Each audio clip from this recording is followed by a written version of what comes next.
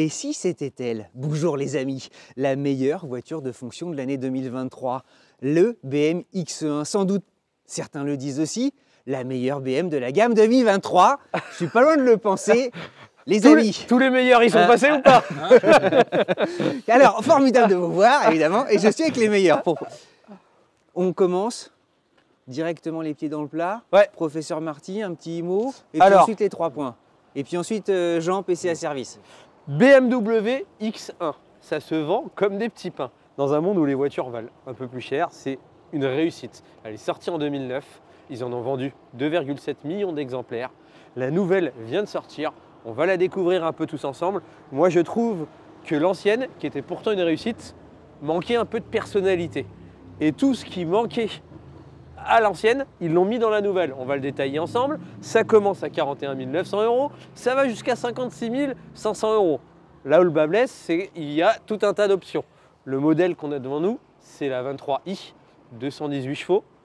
Dans cette configuration-là, elle vaut 66 500 €. Donc c'est quand même un billet. Et par contre, ce qui est bien, c'est qu'il y a toutes les motorisations possibles et imaginables. Donc 2 PHEV, enfin une déclinaison PHEV en 2 motorisations qui est canonissime. Bah, a priori, les PHEV, Jean va nous le dire, et BMW nous a un peu briefé. C'est ce qui représente l'essentiel des ventes chez eux. Tu auras 2 essences, 2 diesel, 2 PHEV et une 100% électrique. Donc tu en as pour tous les goûts et pour tout le monde. Non mais où est-ce qu'on signe? Jean, oui. Ça démarre très bien. Ça, c'est le carton actuel de la rentrée. Et alors, je ne vais pas vous contredire, mais en fait, ce qui fait le gros point fort de cette voiture, c'est qu'aujourd'hui, sur les gros SUV, en fait, souvent, quand tu n'as pas de PHEV, fiscalement, tu es tellement pénalisé qu'en fait, tu ne peux pas avoir de voiture. Et en fait, là, BM, ils sont très très forts, c'est qu'ils ont des essences qui ne mettent pas trop de CO2. Et du coup, aujourd'hui, un 20i, par exemple, même un 23i, c'est une voiture qui a des émissions de CO2 raisonnables, ce qui fait que la fiscalité n'est pas très lourde.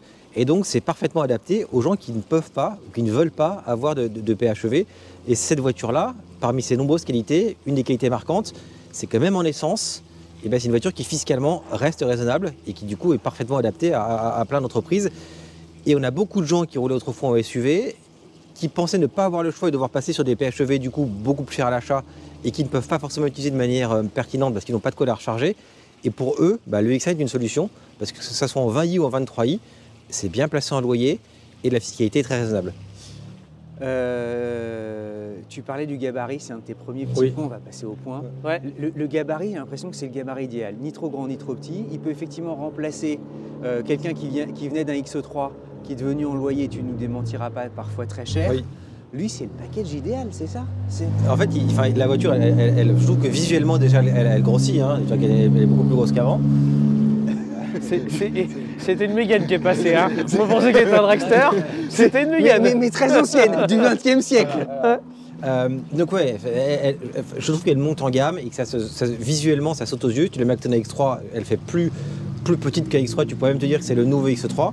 Je sais que spontanément, nous, quand on parle aux gens de X1, ils disent « Ah bah le X1 c'est trop petit ». En fait, quand ils voient la voiture, quand ils voient l'habitabilité de la voiture, quand ils voient le coffre de la voiture, honnêtement, pour moi, ce X1, il offre autant que les modèles de la catégorie de dessus.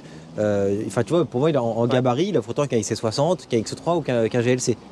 On salue Vincent qui se reconnaîtra, qui est un ami, qui a un XC60 T8 et qui vient de commander un X1 en 30E. Voilà. Deux petits points qu'on aime bien.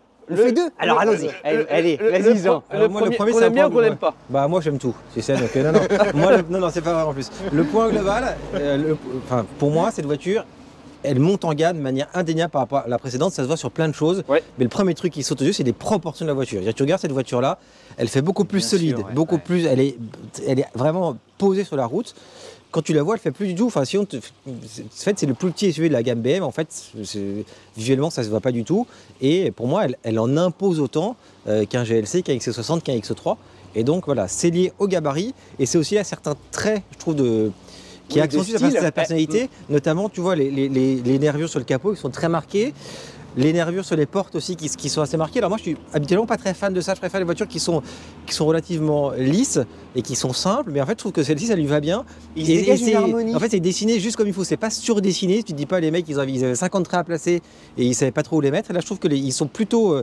Enfin, c'est une technique de style qui est bien utilisée pour finalement contribuer à donner à la voiture cette prestance.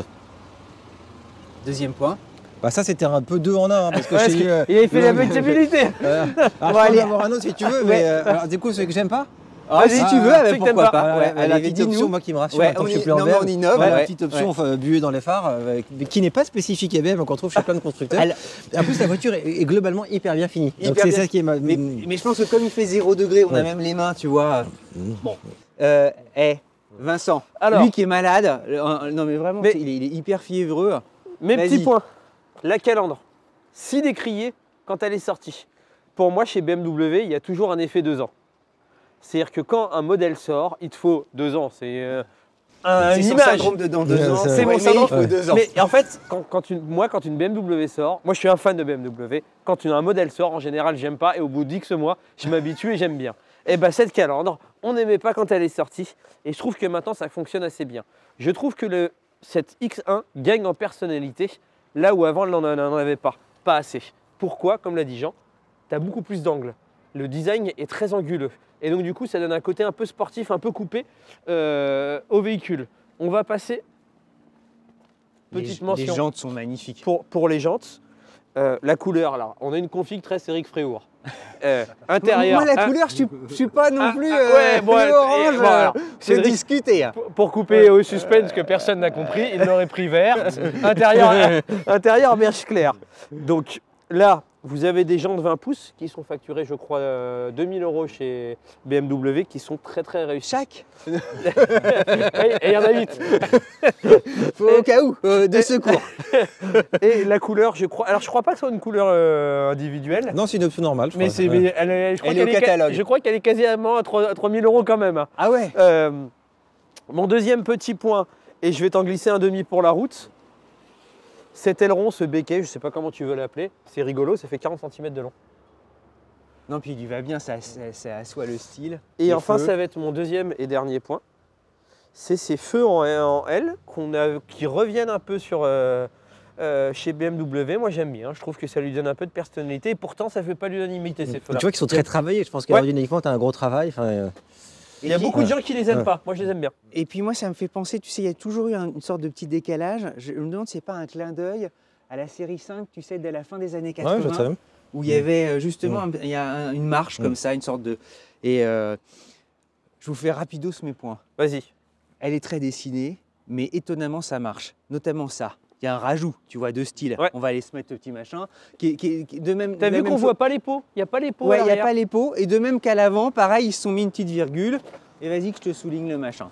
Ben, d'habitude, ça fait rajout.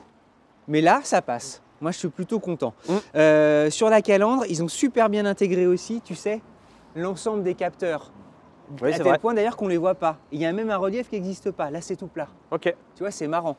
Et puis le dernier point, pour te dire qu'ils ont quand même travaillé. Non, mais aujourd'hui. Moi, je veux vous laisser la parole aussi. On est 3. Ouais. Là, la petite queue de requin. Ouais. Là aussi, c'est marrant. C'est en pente douce. Elle est plus plate qu'avant. Elle est plus plate. Ouais, exactement. Elle est fine. Et tu te dis, ils ont soigné leurs détails. Ils ont essayé, tu sais, point par point, de montrer qu'ils travaillaient.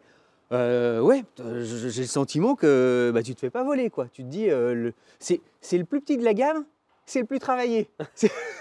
Moi, c'est ce que je retiens.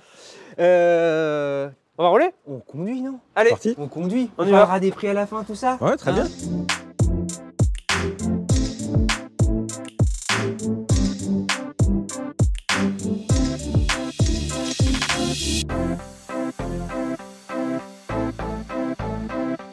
On y va? Et un petit point avant de prendre la route, c'est la première fois que je monte à l'arrière. Je suis étonné. Je sais pas si vous vous rendez compte en me filmant. Jean, t'as trop avancé ton siège? Alors, les gens vont dire que je suis pas très grand, que c'est pour ça. Mais... c'est vrai, mais alors, c'est quand même de la place. Jean ne fait qu'un mètre 95. Jean, il fait quand même 1m14. J'ai une place à l'arrière. Non, c'est assez. En fait, je suis T'as même tout à l'heure, désolé, tu c'était un disais- peu déroutant. Non, mais plus que dans ton Macan, non, sans doute. Ouais, mais en fait, Hein je trouve qu'il y a plus de place que dans mon Macan à l'arrière. Et c'est Allez-y, pardon. lumineux, c'est clair, et on a en plus le meilleur de nous trois au volant. On a Vas-y. Jean. Et on démarre. La procédure, attends. Oh, c'est chouette d'avoir le. Hop, engine start, c'est là. Hop. Oh. Tu sais, c'est toujours des petits moments solennels, mais c'est tellement sympa. Alors là, c'est notre test de braquage. Alors, ça braque pas mal, mais pas mieux faire. Oh, on était J'ai pas garés pris de risque, hein, c'est des on gros était très vents. en avance et tout ça. C'est. Moi je suis venu avec ma Tesla qui braque comme un camion, du coup je trouve que tout braque hyper bien, c'est pratique. Et regarde, quand même l'environnement en caméra, Ouais, il c'est bien. est vachement bien géré. Moi je trouve qu'elle fait, enfin là les premières impressions c'est que l'intérieur je trouve qu'il fait très moderne. Je trouve ça quali. Je trouve ça, oui quali, mais quali un peu techno quoi, pas trop précieux. Ouais. Mais j'aime bien. Et il y a un gap énorme entre l'ancien et le nouveau. Ouais. quoi. Même C'est- toi cette partie là avec les surpiqûres, je trouve ça assez réussi. À l'ancien, il prend un vrai coup de vieux pour le coup. Arman Cardon et tout ça. Alors on va pas trop dévoiler parce que normalement, rejoignez-nous à la fin pour les Ouais, trois pour petits des points à la points fin. intérieurs. Là, on va C'est vrai parler. qu'il est un peu à cheval, hein, si on fait les petits Ah points bah ça- intérieurs. Ah, Au ah, début, ah, avant la avant, fin. avant la conclusion, ça, impression de conduite. Ouais, bah là j'ai fait 100 mètres. hein, donc- Ah, la pression de conduite, c'est vachement bien. Je trouve qu'on appuie, on est 100 transfert de mètres. masse. Les vitres électriques sont vachement bonnes. hein. Bah écoute, du coup, le contact avec les commandes est agréable. Après, ça vient d'un monde que je connais, enfin, ça vient de BM qui est un monde que je connais bien. T'es Mais, fan, on va le ouais, dire. j'aime beaucoup. Hein. J'aime beaucoup l'ambiance intérieure. Je trouve que là, les vitesses, enfin, le sélecteur de vitesse est bien fait. Pourtant, habituellement, je suis pas fan de ces petits sélecteurs-là. Moi non plus, j'aime Ah. pas les petits sélecteurs normalement. Mais là, le passage de rapport est vraiment très doux. J'aime bien le contact du volant jambe avec du la volant, jambe qui est assez épaisse, comme d'hab chez BM. Je trouve qu'on est bien installé, que j'ai les commandes à portée de main. Je trouve que le tableau de bord est à la fois bien sans être trop envahissant. C'est-à-dire que pour moi, c'est le bon compromis entre l'ambiance cockpit et puis une voiture qui est malgré tout à vocation familiale, donc assez lumineuse. Et puis là, les premiers tours de roue là, sur des routes qui sont en état correct sans plus, je trouve que les suspensions sont bien, quoi. C'est ni trop souple ni trop dur. Enfin, je trouve que c'est adapté au compromis qu'on attend de ce type de voiture. Précision de conduite, on a le sentiment que c'est nickel. Tu conduis Alors, d'une. ouais, Moi, je te enfin, connais. Non, mais là je la sens plutôt oui. Elle est posée par terre. Oui, elle semble posée. La direction n'est pas floue. Donc non, c'est complètement au niveau attendu. Après, c'est un SUV familial, donc on n'attend pas des aptitudes routières de voitures sportives. Mais en tout cas, oui, moi, elle me semble tout à fait agréable à conduire. Après, le seul point que j'ai là, qui sera peut-être un peu moins positif, c'est sur le bruit du moteur et le caractère du moteur. Ça, c'est censé être le moteur essence haut de gamme, le 23i 218 chevaux, je crois, un truc Ouais, comme ça. c'est ça. Honnêtement, j'ai conduit récemment là, une Active Tourer, qui est la même base, en 20i. Ouais. À mon avis, le 20i suffit, quoi. Parce que, en fait, le 20i déjà t'es en 2 roues motrices et pas en 4 roues motrices. Du coup, pour les sociétés, c'est mieux parce que t'as moins de fiscalité. Et l'écart de performance au quotidien, oui, c'est là, surtout. Accélère un peu plus. marche mieux. Ouais. Mais non, c'est pas. En fait, t'as pas de différence d'agrément mécanique, de rondeur, de bruit, de souplesse. Donc, je suis pas certain que ce moteur-là se justifie. Voilà, sauf si tu tiens absolument aux 4 roues motrices. Mais, Ah, moi, 4 roues motrices, c'est un truc qui me rassure en termes De de sécurité. sécurité. Je comprends sur le point de vue motorisation, mais le point de vue sécuritaire, ça me rassure un peu le X-Drive. Pourquoi cette voiture a la réputation d'être la parfaite voiture de fonction de l'année 2023? Parce que c'est un peu, ça se vend extrêmement Ouais, bien. mais chez nous, c'est vraiment le gros carton de fin d'année dernière et début d'année. Mais pourquoi? En fait, elle en offre autant que des voitures de la catégorie supérieure. En Ok. habitabilité en coffre, finalement, bah, Ouais. c'est aussi bien qu'à X3. L'autre avantage, c'est que tu n'as pas besoin de la prendre en plug-in hybride pour avoir une fiscalité qui est raisonnable. Ok. Et, C'est ce que tu expliquais. voilà, ouais. et le dernier point, ni de la prendre en diesel, parce qu'en fait le diesel met moins de CO2 que les essences, et donc souvent sur ces voitures-là, si tu peux pas avoir de plug-in, il faut prendre un diesel pour avoir un CO2 qui est correct. Et là se pose le problème des ZFE, je me trouve carrément, hop. Oui, qui vont interdire qui va l'entrée. le diesel, sans doute à partir de 2024, en tout cas pour Paris. Donc celle-ci finalement, elle est aussi habitable que les voitures de la catégorie du dessus.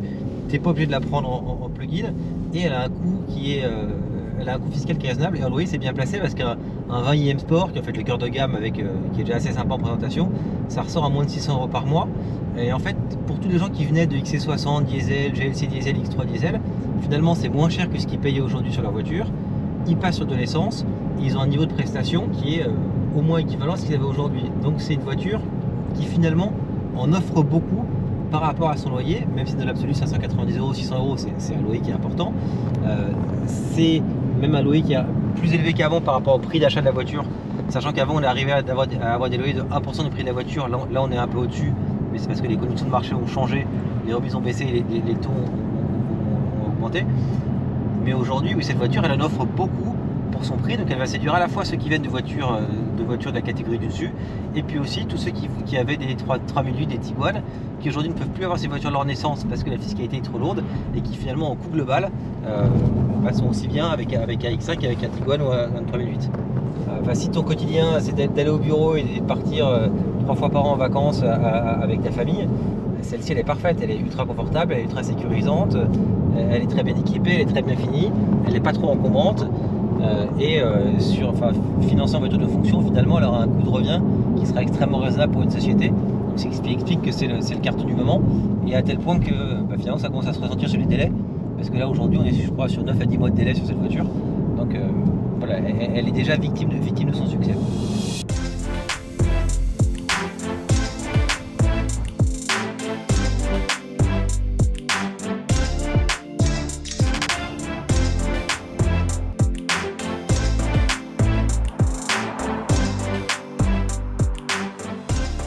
Allez, raconte-nous On y va. tes impressions de conduite. Ce que j'aime bien, je retrouve mon volant BMW avec des grosses jantes. Mais de manière, ça va aller un peu dans le sens de Jean parce qu'on a souvent un peu les mêmes goûts. Honnêtement, je suis bien installé. Tout est à portée de main. Ce que j'aime bien, ils ont rehaussé tous les petits boutons à hauteur de ta planche de bord. Donc souvent sur certains modèles, il faut que tu te baisses un peu. Là, j'aime bien. Pareil, le petit bitonio que pourtant je n'aime pas. Très honnêtement, j'aime pas je préfère avoir un vrai pommeau de vitesse. Bah là, ça fonctionne assez bien. Regarde, on va accélérer. Le moteur est un peu bruyant. C'est pas une foudre de guerre, mais honnêtement, ça fonctionne plutôt. Non, mais les 218 chevaux, ils sont là. Ouais, ça fonctionne. Ouais, ça manque un peu de caractère, ça manque un peu d'aspérité, je trouve. Tu vois, le moteur, il est coupleux, il marche très bien. Mais je trouve qu'en agrément, il est pas. Enfin, il est. Mais si tu prends un 30E. Par contre, ça freine très bien. Ouais. Par contre, ça freine très bien. Si tu prends un 30E qui fait plus de 300 chevaux, mais 0 à 100 en moins de 6 secondes, et t'as une voiture plus lourde. C'est pas mal. Ouais, non, c'est pas mal. Et en fait, au-delà des performances, je trouve que c'est le caractère mécanique qui est un peu que je trouve un peu effacé, un peu terne. Mais après, la voiture, elle marche très bien. Hein. En fait, je vais aller dans le sens de Jean. En fait, je vais reprendre une question que tu as posée à Jean. Tu me dis, est-ce que tu retrouves l'âme BMW? L'âme BMW, il n'est pas dans un SUV. En fait, oui, ce SUV est super. Oui, c'est une BMW. Oui, la voiture est indéniablement réussie. Mais par contre, celui qui veut avoir un plaisir de conduite d'une BMW d'antan, il va prendre une série 3, une série 5, il va prendre une berline, il va prendre un SUV. Donc le SUV de base élimine le fait de retrouver l'esprit BMW. Mais après, factuellement, la voiture, est-ce qu'elle est bien? Est-ce qu'elle tient bien la route? Est-ce qu'elle freine bien? Est-ce que la motorisation est bonne? Est-ce que ça va être un carton? Oui. Et même la voiture, j'aime bien, moi. Non, mais si tu sais, tu as un esprit dynamique du SUV BMW. Ils ont été aussi précurseurs du SUV avec le X5 à la fin des années 90. Tu sais, il y a eu le ML, le X5. Je trouve qu'on ne le retrouvait pas dans les X3 et dans les X1. Ah, quand même. X5 un peu plus peut-être si tu veux. Non mais attends, le X5 c'est pas une voiture dynamique, c'est peut-être plus dynamique qu'un ML, mais c'est pas non plus, enfin ça reste des voitures de 2 tonnes avec un centre de gravité haut. Okay. Donc après elles ont beaucoup de qualité, mais c'est pas. Mais je veux dire dans leur classe à eux des SUV. Oui, mais celui-là il est plutôt un peu plus dynamique, je trouve, que les autres SUV comparables, mais ça reste un SUV de 1,8 tonne avec un 4 cylindres. Mais par contre moi je m'étais posé la question avant de me dire si je changeais de voiture, est-ce que je prendrais un X5, un X3, un X1? Et avant, la génération d'avant, le X1, j'avais l'impression d'avoir une petite BMW. Autant là, SUV. Je comprends complètement l'argumentaire de Jean qui est de dire, en fait, il a beaucoup de clients qui passent du X3 ou de XC60 au X1 parce que ça leur revient moins cher, ils ont plus d'options, etc. Honnêtement, aujourd'hui, je vois pas la différence entre... En fait, tu as des prestations à hauteur d'un segment au-dessus. Donc t'as celui qui a un X1, pour moi, il n'a pas à rougir par rapport à un XC60. Et c'est vrai que c'est ça qui est un peu interpellant. C'est là où la réussite est forte. T'as plus l'impression d'avoir le petit X1. Aujourd'hui, pour moi, tu le bats du X3, je verrai pas la différence. Alors moi, honnêtement, essai conduite, c'est la conso est bonne. Eux, ils te l'annoncent pour légèrement en dessous de 7 litres. Nous, de ce qu'on a roulé, on était plutôt à 7 litres 5. Mais on est un peu... Et puis tu as 800 km d'autonomie, non? Ou 700 quand tu... On a plutôt envoyé, ça freine bien, ça tient bien la route.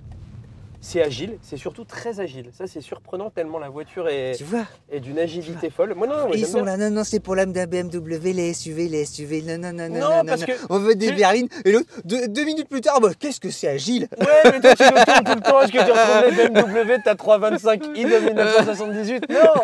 Mais en même temps, c'est parce qu'on attend de ça. 76. Oui, pour un SUV, mais elle est super, elle est très bien réussie. Allez, Bon, allez. je te laisse conduire volant.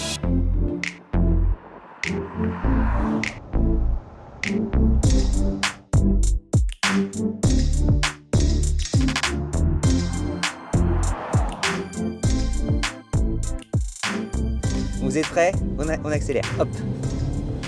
C'est vachement bien. Le moteur, on l'entend Il y a un beaucoup. petit bruit qui tintinabule. C'est vachement Attends, mais bien. là, le son du moteur est allumé. Enfin, je crois que tu peux configurer, tu vois, sur l'écran. Ah, tu peux T'as configurer son moteur. son du moteur. Ah, mais oui, regardez. Hop. Hop, je le coupe. Hop, je le remets. C'est jour-nuit. Tu sais, c'est jacouille la fripouille.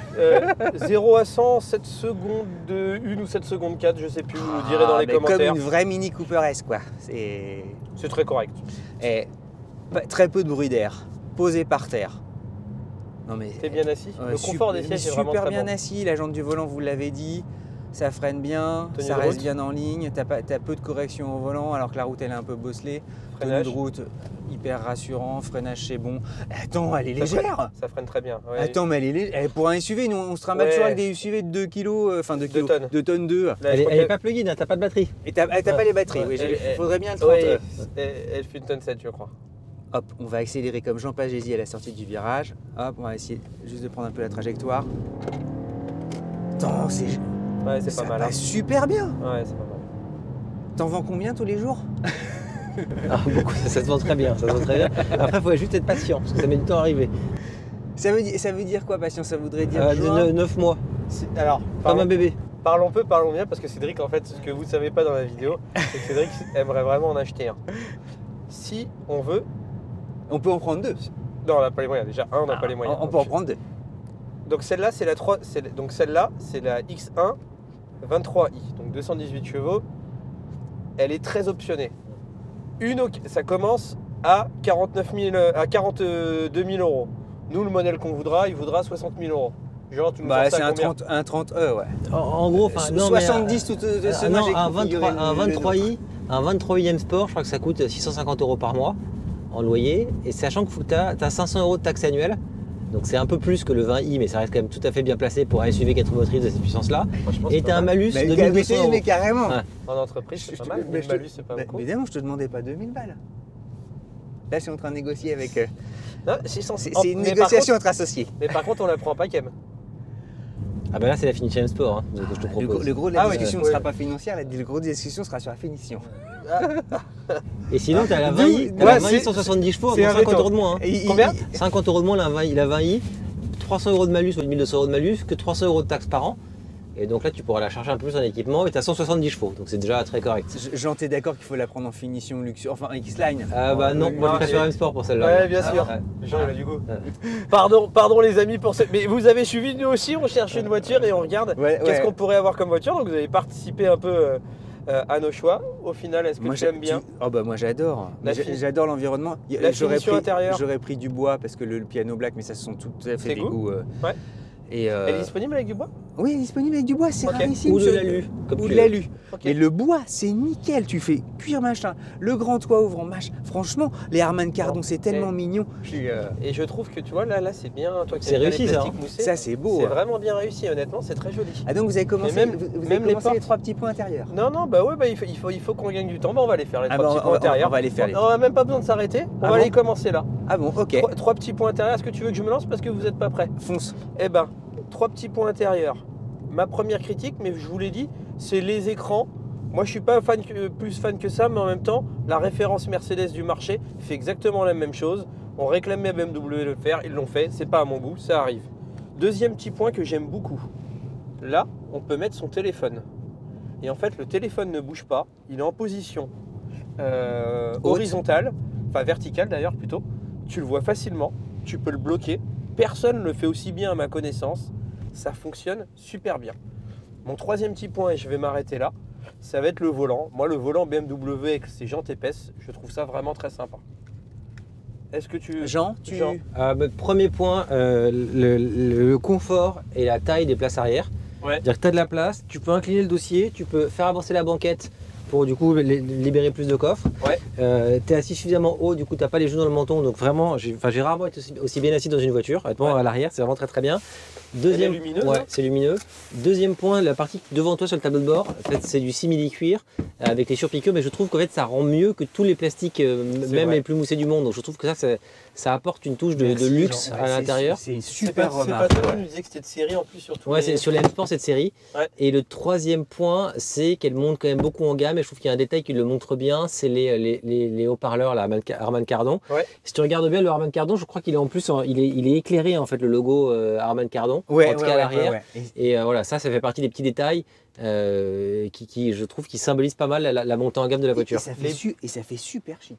Les bus d'aération sont très grandes aussi. Horizontal, non mais il y a une vraie modernité dans le design. Moi je suis comme Jean, je trouve que ça n'a l'air de rien, mais ça ajoute vraiment un côté luxueux et chic. Les petites poignées de porte aussi, toutes simples, toutes mignonnes. Mhm. Et là, les poignées de maintien. Là, il y a un travail de Ah oui, il y a un design. travail de design qui est important, c'est vrai. C'est un très bel objet en soi. Tu vois, on pourrait presque aller faire conclu avec, leur présenter en leur disant ça vient d'un X1 et puis on va le vendre. On va voir le coffre un petit peu. On voit le coffre, bien sûr. Si je pourrais vous dire un petit truc, Même ça, c'est joli. Hein. même ça c'est joli. Bon, le bas des contreportes évidemment. Ah, tu vas nous faire le bas des contreportes et pas mousser, machin. Mais Ouais, c'est bah sur- oui, non mais c'est comme tout le monde. C'est le cas sur toutes les voitures maintenant. Ouais, Des- ouais. Oula, il y a une petite Ouais. trappe, c'est super. Non, le coffre il est super grand et Ouais, enfin, la il est trappe. plus grand que celui de véhicule plus gros. Hein. Il, T'as il de fait, la place, il hein. fait 500 litres, nous, Il le fait coffre. plus de 500 litres, Ouais. je pense. Et la petite Et trappe. tu peux avancer la banquette, donc tu peux gagner encore en avançant la Ouais. banquette. Hein. Ah ouais, Ouais. c'est comme Ouais. sur une Twingo. Ouais. Tu peux. Le coffre, je fais, je crois, 520 litres et 470 en PHEV. En PHEV, PHEV, tu dois ouais. perdre cette partie en dessous et Ouais. éventuellement c'est un peu rehaussé. Je pense que le plancher est peut-être un peu rehaussé. Mais pareil, tu vois, quand je te disais cette voiture-là, elle s'adresse à ceux qui avaient avant des XC60 ou des X3. Bah là, en coffre, par rapport à X3 et XC60, tu as un plus grand coffre. T'es vachement Ouais, bien. ouais. Et alors, tu disais, ouais, la banquette arrière. En fait, tu peux tout régler parce que tu peux régler l'inclinaison du dossier. Donc tu vois, tu vois, comme ça ou même carrément. Enfin bon, quand je me suis assis, c'était très incliné. Je trouvais que c'était limite trop. C'est trop confortable. Tu as des isofixes hyper pratiques, tu vois. Donc tu n'as pas à aller au fond de la banquette pour trouver les attaches. Donc ça, c'est assez pratique. Et tu peux aussi, du coup, tu vois, si tu as des enfants pas très grands par exemple et que tu vas avoir un plus grand coffre, bah, tu vois, tu peux avancer et du coup, c'est autant de place gagnée dans le coffre. Donc là, c'est vraiment bien fait. Elle est intelligente. hein. Ah oui, viens voir. Ah ouais, Non, c'est très Et en plus, je trouve intelligent. que C'est très pas- intelligent. C'est pas un point sur lequel t'attends BM, je trouve, cette Et partie avec modularité. Chiara et tout ça, quand vous avez l'air tout, Ouais. tout le bazar, Ouais. c'est ça. Hein. Ouais. T'es en train de me pousser à acheter Nique ça. T'as vu, il va jusqu'à utiliser ma fille pour. Ah, mais tu sais. C'est dégueulasse, on avait dit pas les enfants. Bon, les amis, pour conclure, qu'est-ce que vous en avez pensé en quelques mots, quelques phrases, on fait très rapide. Jean. Succès mérité. Elle coche toutes les cases et elle est pas chère. Voilà. Tout compris pourquoi c'est la voiture de fonction de 2023. C'est tout. Ça y est, il n'y a rien à dire. C'est difficile pour la concurrence de faire mieux. hein. Ah bah alors, et moi, ce qui m'a surpris, c'est qu'en fait, j'ai l'impression qu'elle est dans un segment qui n'est pas le sien. Pour moi, elle devrait être dans le segment quasiment du dessus. En fait, quand je dis c'est pas cher, c'est pas correctement exprimé. En fait, même si elle est chère, elle en offre beaucoup par rapport à son prix d'achat ou par rapport à son loyer. Et donc tu pourrais dire, bah, ce prix-là pour un X1, effectivement, c'est un peu cher. Mais finalement, si tu la compares. Parce qu'elle n'est pas donnée pour Ouais, un X1. ouais. Bah, ça coûte 50 000 euros. Quoi. Ouais. Donc, effectivement, 50 000 euros pour un petit SUV, c'est cher. Mais 50 000 euros par rapport à ce qu'elle offre et par rapport à ce qu'offre la concurrence pour le même prix, finalement, là, pour le coup, elle est vraiment bien placée. Il a tout résumé. Les amis, on a encore oublié de dire, on s'abonne. Mamie. La bise à mamie. Heureusement que Jean est là. Même nous, on commence à oublier. Il faut Franchement. qu'on le fasse ou qu'on oublie à chaque fois. On s'abonne, mais au-delà de s'abonner, mettez la petite cloche. Parce qu'à chaque fois dans les commentaires, on dit ah, j'ai pas vu cette vidéo. Bah, si vous mettez la cloche, vous recevrez une notification. À chaque fois qu'il y a une vidéo qui sort, il y en a 3 par semaine. On se retrouve très vite. Je termine sur les clés, elles sont très belles. C'est un très bel objet en soi. Allez. On le montre peu. À très vite. À bientôt, À les bientôt. amis.